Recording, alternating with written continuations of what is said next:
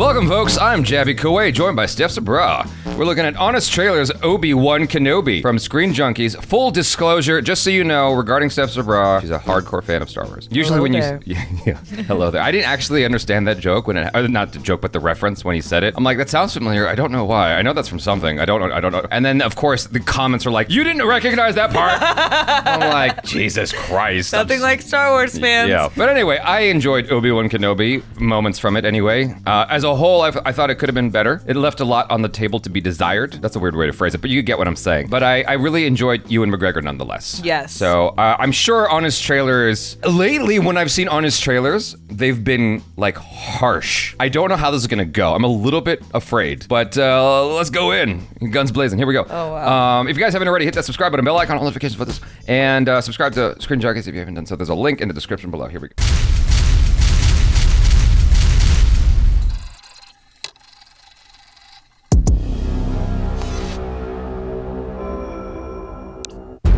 Now that George Lucas cashed out and Disney turned the franchise into FIFA with lightsabers, open wide as they chuck another hunk of content down the rancor pit of Disney Plus. But this was actually pretty tasty. Obi-Wan Kenobi. You had to watch Han Solo turn into a broke, divorced dad. You had to watch Luke Skywalker become a gross recluse. Now, it's Obi-Wan Kenobi's turn to go down bad. And this legend from the prequels and original trilogy and Clone Wars becomes a sad fishmonger who everyone roasts like Anakin on beach day. You seem kind of old and beat up. The years have made you weak. And the next 9 years are gonna suck even more. Oh my God. For a show that reminds you how great. But you know what? I thought he looked actually pretty close to Sir Alec Guinness, you know? Yeah. I mean, maybe, I don't know, white people age faster, so. That's true. That's and he's possible. in Tatooine. There's 2 suns. Yeah. He's not wearing sunscreen. Yeah, there exactly. wasn't Botox back then. He's doing fine, Yeah, guys. it was a long time ago. Yeah. A long time ago. They didn't have Botox. It just could replace your hand and made it look like a human hand, but you know, it's no Botox.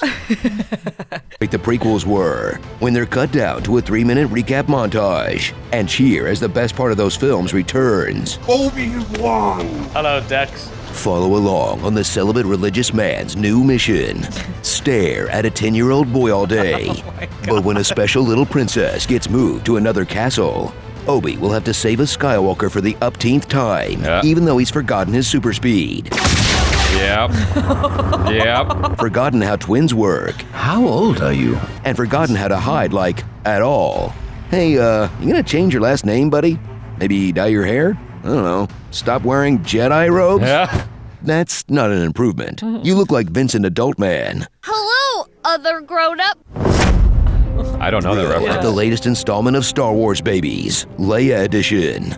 Vivian Blair shines as a young princess with more sass than Carrie Fisher if she were actually born into royalty. If anyone asks, you're my daughter. Granddaughter, maybe. What? Nothing. And once this lone wolf and cub link up, you're in for yet another round of Grumpy Warrior gets a cute sassy kid to safety. But hey, if it ain't Broken. don't fix it.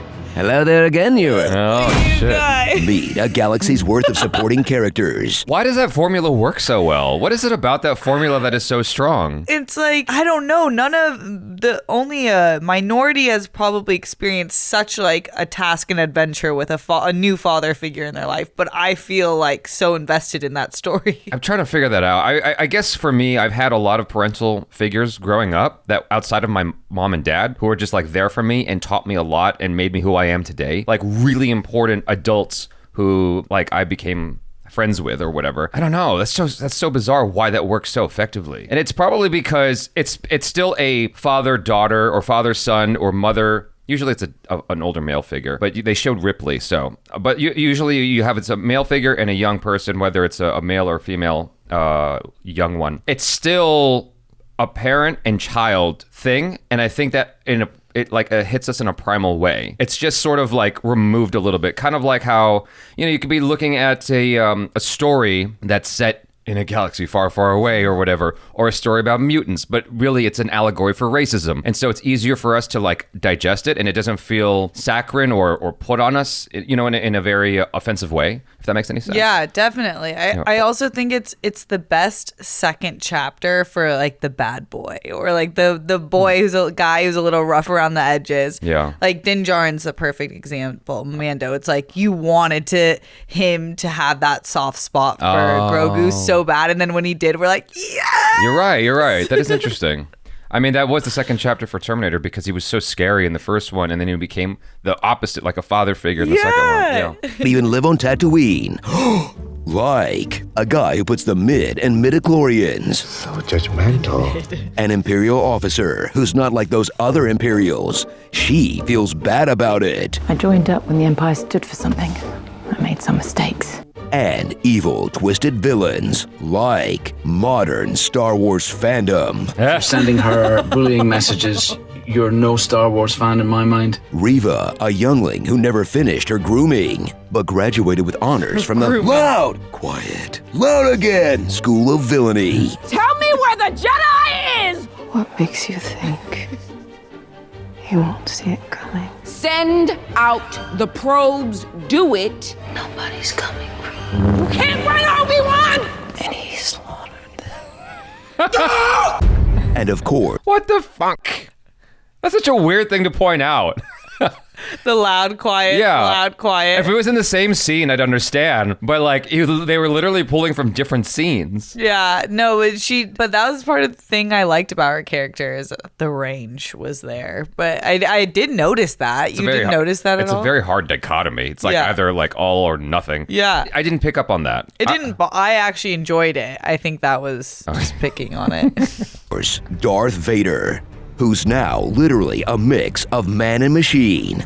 Hayden Christensen kills it in a dual role as both the guy in the Big D suit and as Anakin in his 7th senior year at Jedi Academy. He'll give us fresh insight into Vader's loss of humanity and show us what really turned Annie to the dark side. Your need to prove yourself is your undoing. Until you overcome it, a Padawan you will still be. So, to prove himself worthy of being a Jedi, Anakin had to try his hardest to stop trying so hard to prove himself worthy of being a Jedi? Okay, this scene makes sense now.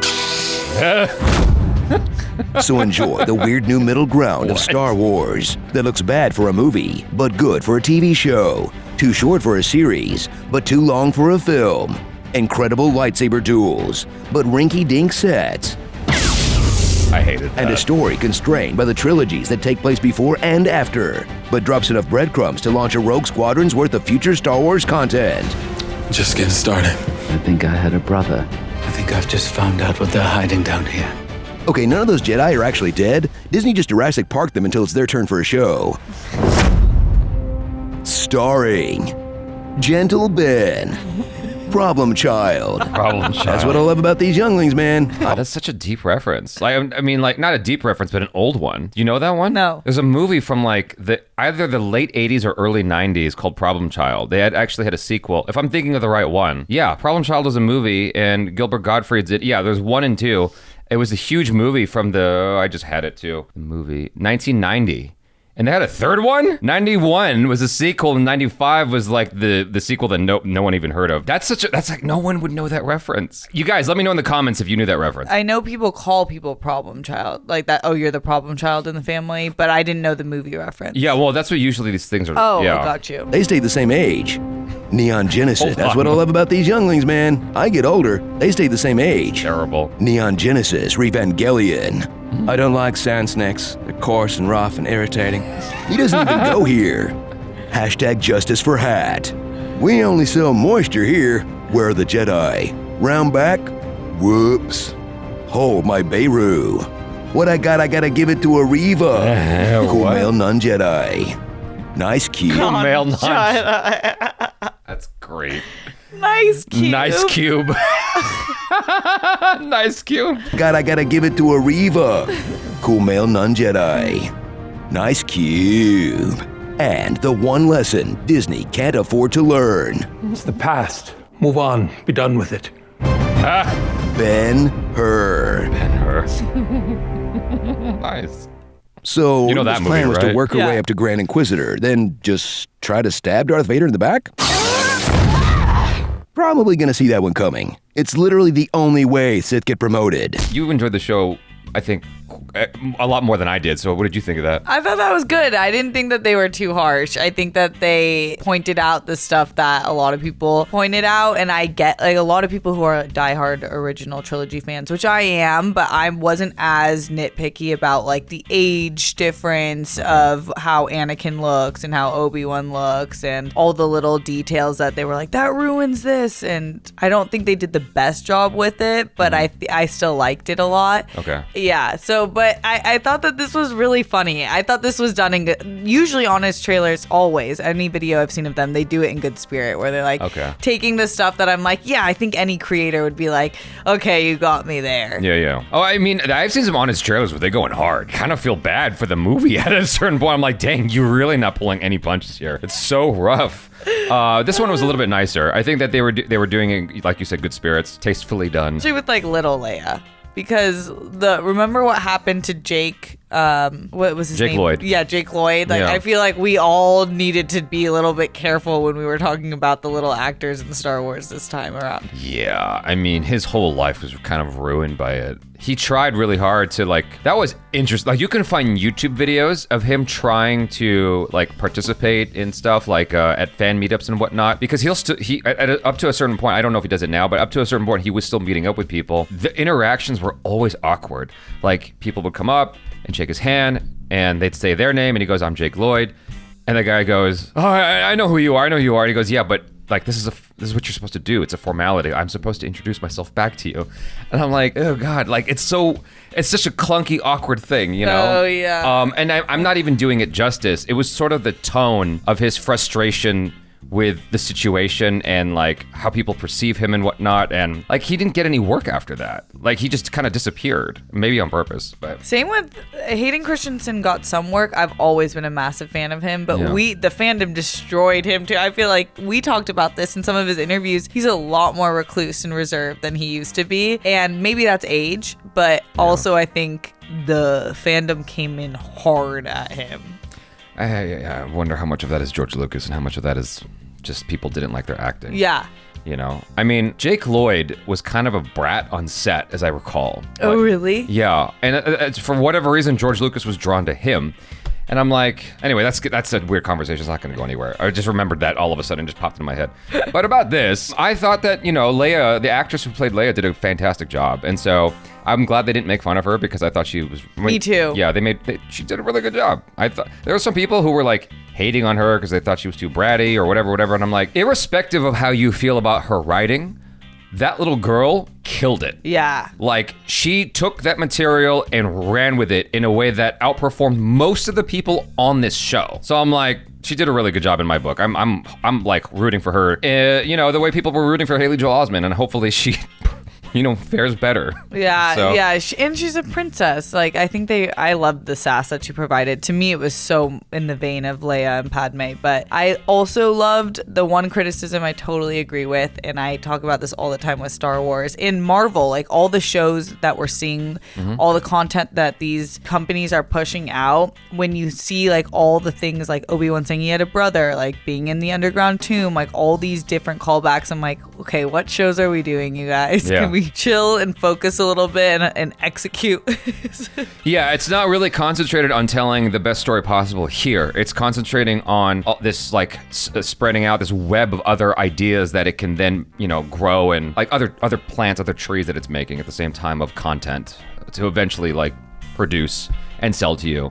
Whereas something like Better Call Saul, it's an offshoot of Breaking Bad, but it's its own thing, and it does its best to do its own thing very, very well. And it's not concentrating on, hey, let's drop all these clues so we can do other, spin-offs. It's just no, what is this? What is the best story here? And so that is an issue I find with Disney Plus, where you have all these cool ideas, this cool IP, and all you're doing is making commercials for more commercials.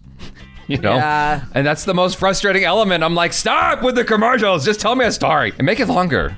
So short. Everything's so quick. I know they're figuring out their formula. I like what we're with Andor. They were just announced. The director was saying that the first season's gonna be, I think, a full year. They have like their time scale, and they already have 2 seasons. I just like the way he was talking about it a little bit more. It felt like it wasn't just like, oh, we have to do it in 6 episodes for whatever reason, and they're each going to be under an hour.